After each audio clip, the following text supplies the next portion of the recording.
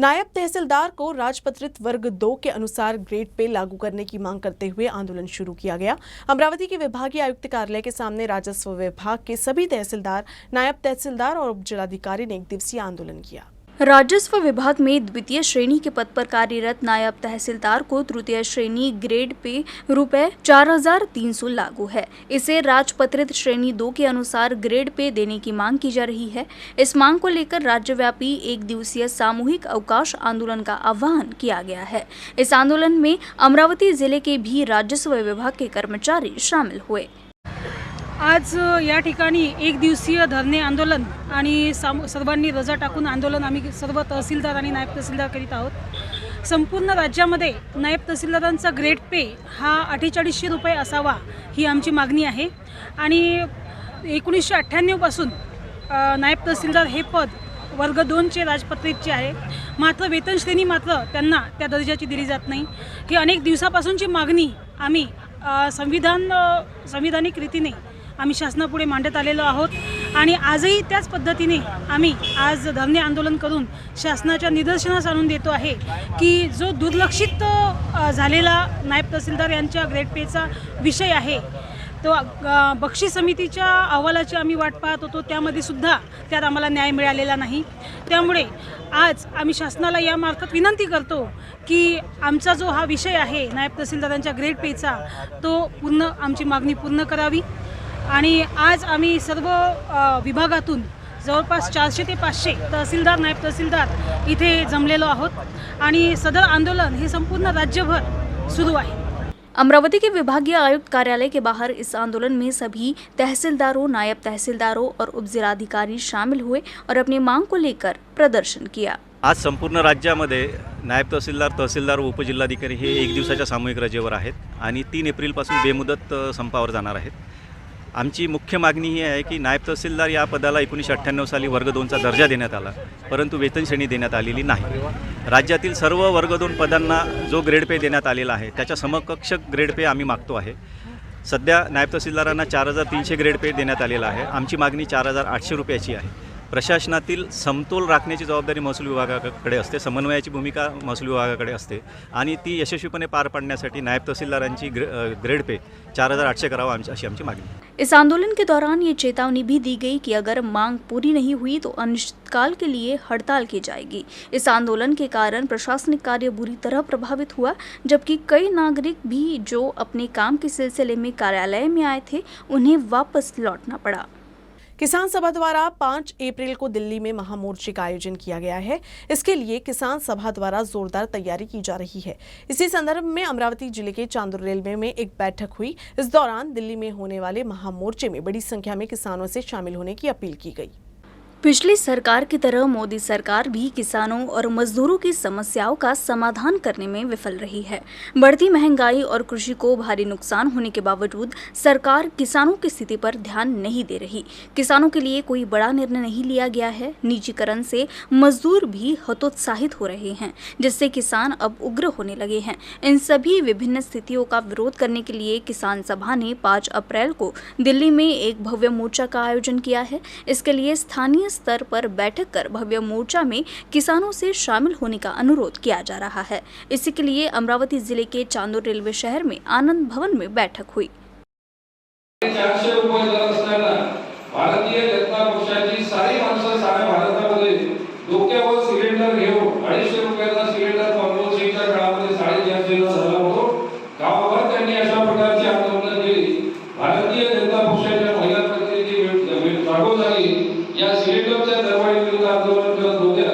Petrol डिझेलचे दर petrol डिझेलचे दर 60 रुपयावरून 70 रुपये गेले यांनी सर्व देशभर आंदोलन केलं आणि अशा प्रकारे लोकांना काही भरपूर वेगवेगळ्या प्रकारची माहिती देत होते। रामदेव बाबा भाजपचे समर्थक प्रधानमंत्र्यांचे खास माणूस असलेला रामदेव बाबा रोज सकाळी टीव्ही टाकताना मार्गदर्शन करताना असं सांगत होता, सकाळ झाली टीव्ही लावला काही याचा व्यायाम सुरू, आमच्या महिला असो पुरुष असो सारा त्यांच्या व्यायाम आहे टीव्ही समोर बसे नाही आपल्या कुठे शिगा। देश भर में हिंदू मुस्लिम एकता के प्रतीक के तौर पर मशहूर सैलानी बाबा की यात्रा महोत्सव का समापन हो गया। परंपरा के अनुसार होली से शुरू हुई इस यात्रा का समापन चादर चढ़ाकर किया गया। इस साल 5 लाख से ज्यादा श्रद्धालु इस यात्रा में शामिल हुए। महाराष्ट्र समेत पूरे देश में मशहूर हिंदू मुस्लिम एकता के प्रतीक हाजी हजरत अब्दुल रहमान उर्फ सैलानी बाबा का इस साल का यात्रा महोत्सव शांतिपूर्वक संपन्न हो गया। सैलानी बाबा की मज़ार शरीफ में आधी रात को परंपरा के अनुसार चादर चढ़ाई गई, जिसके बाद सैलानी बाबा से भव्य संदल भी निकाला गया। इस दौरान बड़ी संख्या में श्रद्धालु उपस्थित थे।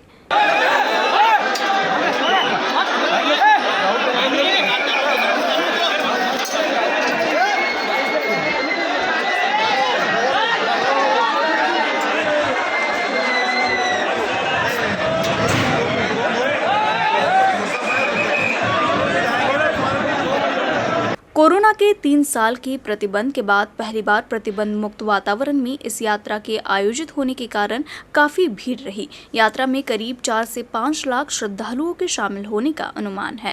यात्रा उत्सव के दौरान कोई भी अप्रिय घटना न हो, इसके लिए भीड़ को नियंत्रित करने के लिए पुलिस प्रशासन द्वारा व्यापक व्यवस्था की गई थी। यात्रा शांतिपूर्ण संपन्न होने पर सभी ने संतोष व्यक्त किया।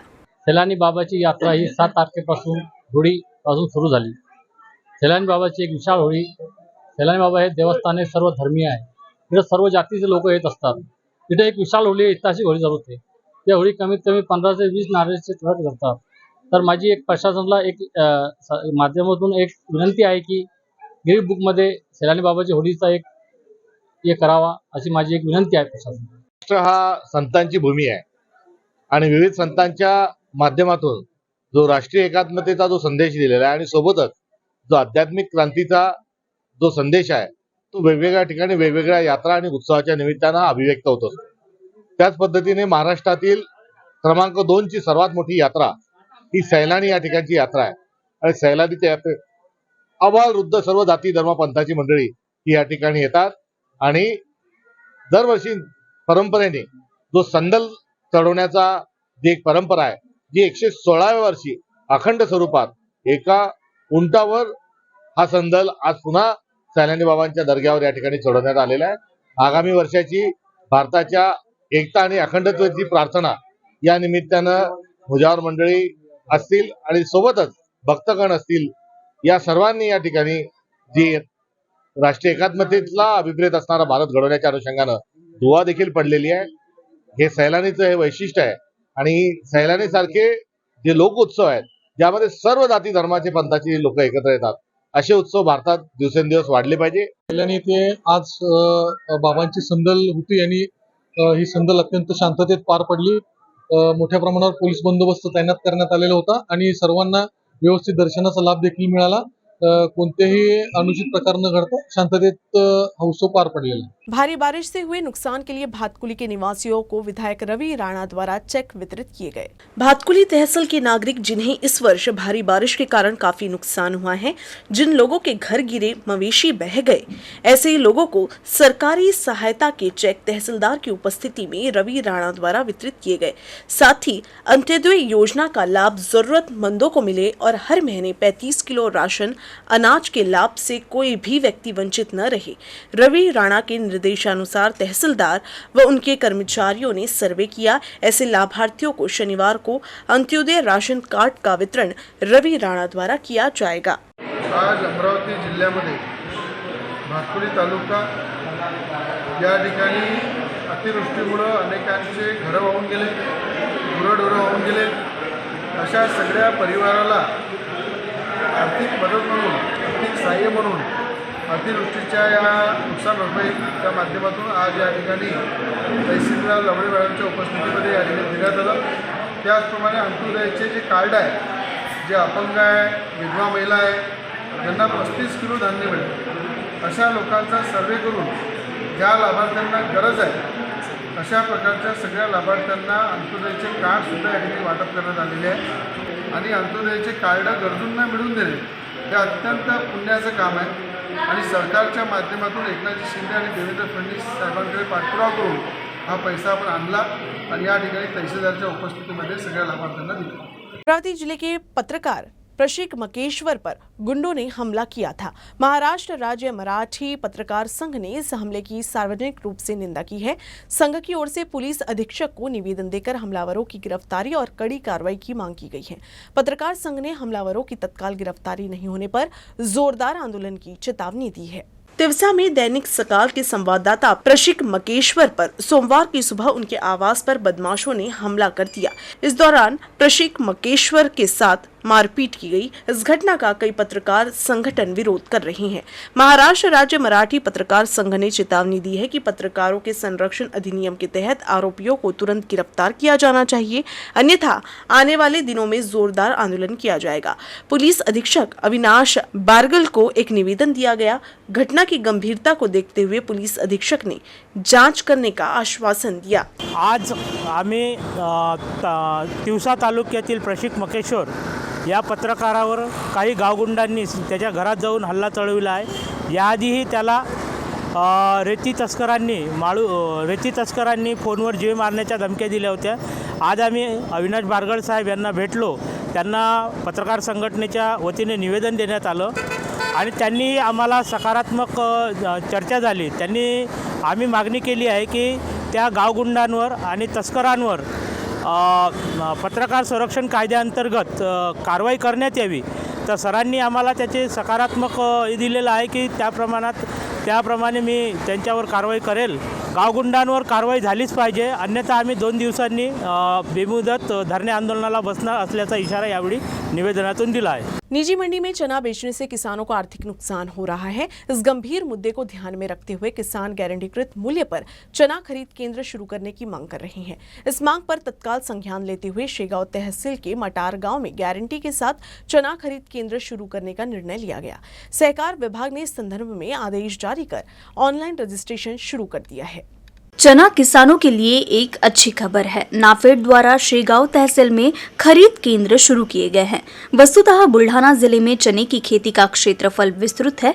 अब भी बड़े पैमाने पर चने की बुआई की गई है। इसे देखते हुए कृषि उपज बाजार समिति शेगांव और Maharashtra state cooperative marketing federation limited ने संयुक्त रूप से जिले में पहला नाफेड गारंटी केंद्र शेगांव कृषि उपज बाजार समिति की ओर से माटर गांव में शुरू किया है। इसके लिए कृषि उपज मंडी समिति द्वारा किसानों से आह्वान किया गया है कि वेबसाइट www.apmcshegaon.com पर जाकर रजिस्ट्रेशन कराएं। उत्पन्न बाजार समिति Shegaon the Maharashtra state cooperative marketing federation limited यांच्या संयुक्त विद्यमाने शेगाव बाजार समितीने प्रथमतः शेगाव तालुक्यातील शेतकरी बांधवांचे सोयीसुविधेकरिता शासकीय हमीभाव खरेदी योजनेअंतर्गत हरभरा या शेतमालाचे खरेदी केंद्र उपबाजार माटरगाव बुजुर्ग येथे मंजूर केले आहे। सध्या शासनाचा हमीभाव हरभऱ्याला 5335 असून शेतकऱ्यांनी आपला शेतमाल कमी भावात व्यापाऱ्यांना न विकता या योजनेचा लाभ घ्यावा, याकरिता बाजार समितीने शेतकऱ्यांच्या सुविधेकरिता ऑनलाईन नोंदणीची सुविधा केलेली असून सदर नोंदणी समितीद्वारे आज दिनांक 11/3/2023 पासून दुपारी 12 वाजतापासून सुरू करण्यात आलेली असून बऱ्याच शेतकऱ्यांनी त्यामध्ये आपली नोंदणी केलेली आहे। या नोंदणीचा संकेतस्थळ वेबसाईट नंबर आहे www.apmcshegaon.com। या वेबसाईटवर सर्व शेतकऱ्यांनी आपले आवश्यक ती कागदपत्रे अपलोड करून लवकरात लवकर नोंदणी करावी व या योजनेचा जास्तीत जास्त शेतकऱ्यांनी लाभ घ्यावा असे मी बाजार समिति प्रशासनाच्या वतीने जाहीर आह्वान करीत आहे। अकोला जिले के वान बांध से पानी आरक्षण की स्थगिति को हटाया नहीं गया तो 14 मार्च से मुंबई के विधान भवन के प्रांगण में आमरण अनशन पर बैठने की चेतावनी विधायक नितिन देशमुख ने दी है। अकोला महाराष्ट्र जल जीवन मिशन के तहत लागू 69 ग्रामीण क्षेत्रों में जलापूर्ति योजना अब तक 50% पर पूरी हो चुकी है। हालांकि जिला पालक मंत्री और उप मुख्यमंत्री देवेंद्र फडणवीस ने वान बांध से जल आरक्षण स्थगित कर दिया है। जल आरक्षण पर लगी रोक को हटाने के लिए 61 गांव के ग्रामीण मंगलवार 14 मार्च से कलेक्टर कार्यालय के सामने धरना देने जा रही हैं। देशमुख ने आरोप लगाया है कि अकोट विधायक प्रकाश भारसाकले ने 2-3 किसानों के आधार आधार पर जानबूझकर उपमुख्यमंत्री को निवेदन दिया और उपमुख्यमंत्री ने उनकी पूरी जानकारी लिए बिना ही जल आरक्षण को स्थगित कर दिया। इस योजना का 50% काम पूरा होने के बाद देशमुख ने वान बांध से जल आरक्षण पर लगी रोक को तत्काल हटाने की मांग की है। पत्रकार वार्ता में पूर्व विधायक डालू गुरुजी मौजूद रहे। उपमुख्यमंत्री देवेंद्र फडणवीस ह्या जिल्ह्याचे पालकमंत्री असताना पालकमंत्र्याचं उन्हाळ्याच्या पिरियडला कर्तव्य असते की पाणी टंचाईची आढाव्याची बैठक घेणं, ज्या गावामध्ये पाणी टंचाई आहे तिथं टँकरची सुविधा करणं, परंतु पालकमंत्र्यांनी पाणी टंचाईची तर बैठक दूरच सोडा, परंतु ह्या जिल्ह्यातली जे पाणी पुरवठ्याची योजना आहे, बाळापूर मतदारसंघातली खारपान पट्ट्याची 69 खेडी जे पाणी पुरवठा योजना आहे, ज्या कामावर 50% वर निधी खर्च झाला, जवळपास 70 किलोमीटर पाईपलाईन टाकणं झाली। ह्या पाणी पुरवठा योजनाच्या आरक्षणाला ह्या जिल्ह्याच्या पालकमंत्र्यांनी महाराष्ट्राच्या उपमुख्यमंत्र्यांनी स्थगिती दिली। ही स्थगिती जर सोमवारपर्यंत जर हटवली नाही तर मंगळवारी त्या मतदारसंघाचा आमदार म्हणून त्या लोकांची जबाबदारी म्हणून मी मंगळवारी विधान भवनाच्या आवारात छत्रपती शिवाजी महाराजांच्या पुतळ्याजवळ आमरण उपोषणाला बसणार आहोत आणि 69 गावातील लोक, महिला पाणी पुरवठ्याच्या आरक्षण रद्द करण्यासाठी अकोल्याला जवळपास 4 ते 5 हजाराच्या जवळपास 69 गावातील पुरुष आणि महिला धरणे आंदोलन देतील। जोपर्यंत हे आरक्षण वरची स्थगिती हटवणार नाही तोपर्यंत मी उपोषण सोडणार नहीं। गांधीग्राम में पुल में दरार आने के कारण पिछले 6 माह से गांधीग्राम अकोट मार्ग यातायात के लिए बंद है। इससे आम लोगों के साथ साथ किसानों को भी काफी परेशानी हो रही है।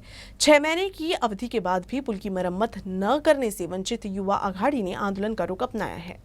अकोला गांधीग्राम अकोट मार्ग पिछले 6 महीने से बंद है। इस मार्ग पर यातायात ठप है। इसका खामियाजा आम नागरिकों, छात्रों और किसानों को भुगतना पड़ा है। 6 माह बीत जाने के बाद भी इस संबंध में कोई उपाय नहीं किए जाने का आरोप लगाते हुए अकोला गांधीग्राम अकोट मार्ग को यातायात के लिए कार्य पूर्ण होने तक जल्द ही आम जनता के लिए खोल दिया जाएगा और यातायात सुचारू रूप से शुरू किया जा सके, इसके लिए वंचित बहुजन युवा आघाड़ी की जिला कार्यकारिणी की ओर से पूर्णा नदी का पवित्र जल लेकर शिवलिंग पर अभिषेक किया गया।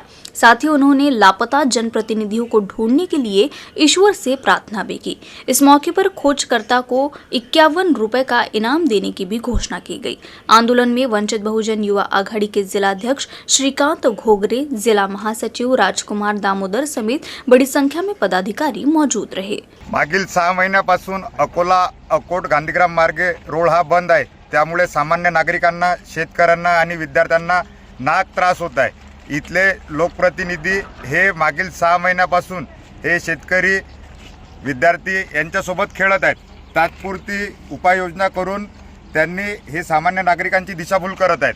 कायमस्वरूपी उपाययोजना करून त्यांनी नागरिकांचा त्रास थांबवावा यासाठी आम्ही आज, मी मराठा समाजाचा असल्यामुळे माझी वंचित बहुजन युवक आघाडीच्या टीमला घेऊन आलो आणि गांधीग्रामच्या पूर्णा नदीचं पाणी घेऊन महादेवाला वाहलं।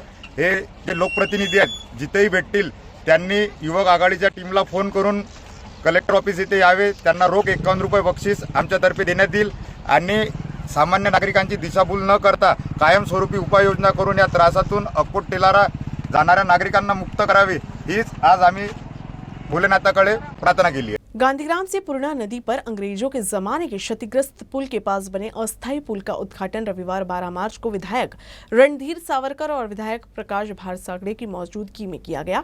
शुरुआत में इस ब्रिज से केवल दुपहिया वाहन ही गुजर सकेंगे और ये ब्रिज 18 मार्च से चौपहिया वाहन के लिए खोल दिया जाएगा।